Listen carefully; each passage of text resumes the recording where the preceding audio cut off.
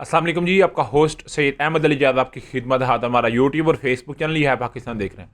लाखों करोड़ों दुरूद हसन मोहम्मद मुस्तफ़ा सल्लल्लाहु अलैहि वसल्लम और आले मोहम्मद पर।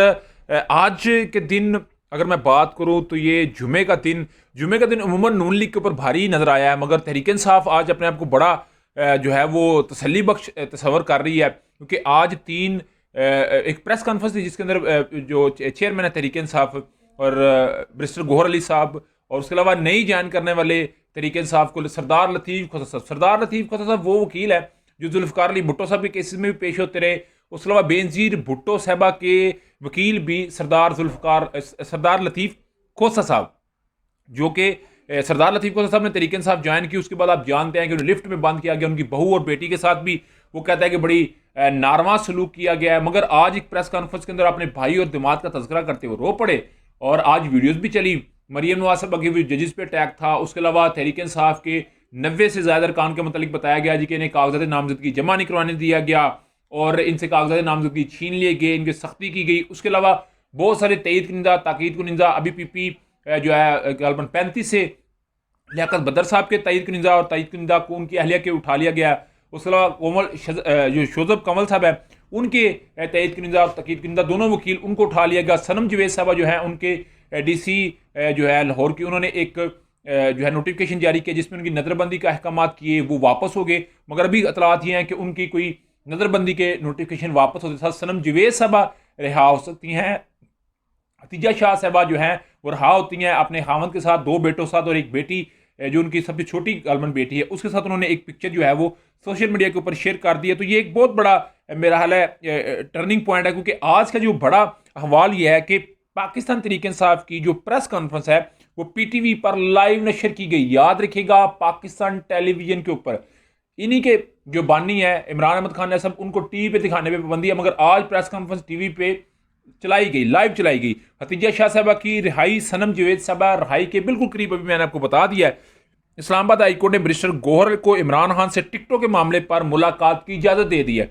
200 के करीब जो है लोग उनकी फाइनल जो है वो डिसीजन तो इमरान अहमद खान ने सभी करेंगे जो उनके पानी है, और चेयरमैन भी अपने आप को समझते हैं। और पीर वाले दिन अगर इमरान साहब को पेश ना किया गया तो मैं रिहाई का हुक्म दे दूंगा जस्टिस बाबर सत्तार साहब।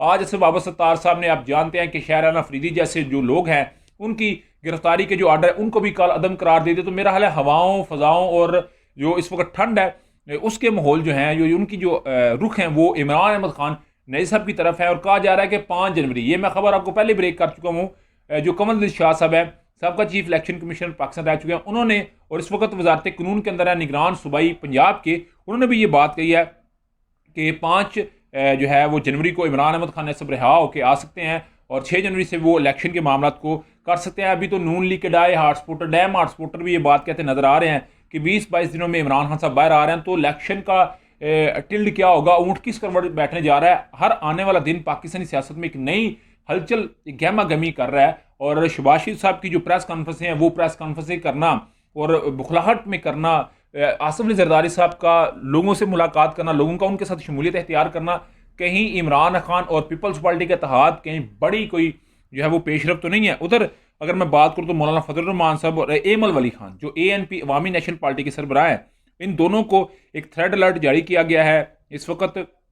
इस थ्रेड की सूरत में इनकी सख्ती, इनकी जो सिक्योरिटी है उसके मामला को बहुत ज़्यादा सख्त तरीन कर दिया गया। मगर इस्लामाबाद हाई कोर्ट के अंदर इस वक्त जो रिलीफ चल रहा है उसमें कुछ खबर है। साइफर केस का ट्रायल रोकने वाले जज जस्टिस मियां गुल हसन औरंगजेब, दीगर 2 जस्टिस बाबर सत्तार, जस्टिस सरदार इजाज इसाक खान छुट्टियों पर चले गए। चीफ जस्टिस आमर फरूक, जस्टिस मोहतर कियानी समेत छुट्टियों पर गए 5 जजेस की वापसी हो गई है। इस्लामाबाद हाईकोर्ट के आइंदा हफ्ते का जजेस ड्यूटी रोस्टर जारी कर दिया। जस्टिस बाबर सत्तार साहब वो हैं जिन्होंने कल इमरान खान साहब की रिहाई की बात करनी थी, और जस्टिस मियां गुल हसन औरंगजेब जिन्होंने उनके साइफर केस को रोका, और उसके अलावा उन्होंने जो है वो आज और सारे बड़े मामला जिसमें कह सकते हैं कि आप मिलने की इजाज़त दे दी बैरिस्टर गौहर अली साहब को। तो ये बहुत सारे जो मामलात हैं, ये जो डायनामिक सेट हो रहे हैं, मेरा ख्याल है ये कुछ अच्छी चीज़ों को जेस्चर दे रहे हैं। और मेरा ख्याल है ऐसे जेस्चर जो होते हैं किसी भी मुल्क की, क्योंकि हम डेवलपिंग कंट्री हैं, हम इस चीज़ के कायल नहीं हो सकते कि हम किसी के साथ बहुत डेप्थ में जाके फाइट करें और फिर वहाँ से कुछ हमें हासिल ना हो सके। और क्योंकि हमारी आपस की अगर हम अमन, इस्तेकाम, खुशहाली चाहते हैं तो फिर आपस में बैठ के एक प्लेटफॉर्म पे बैठ के हमें बातचीत करनी चाहिए। और मेरा हाल है 11 प्लेइंग फील्ड हर एक के लिए होनी चाहिए। आपके समझते हैं मुझे लाजमी कमेंट में शेयर कीजिएगा। ब्लॉग की वीडियो पसंद है तो चैनल को लाइक, सब्सक्राइब, अपने दोस्तों शेयर कर लीजिएगा। नेक्स्ट वीडियो तक के लिए होस्ट को इजाज़त, अल्लाह ताला आपका हामी नासर। अस्सलाम वालेकुम।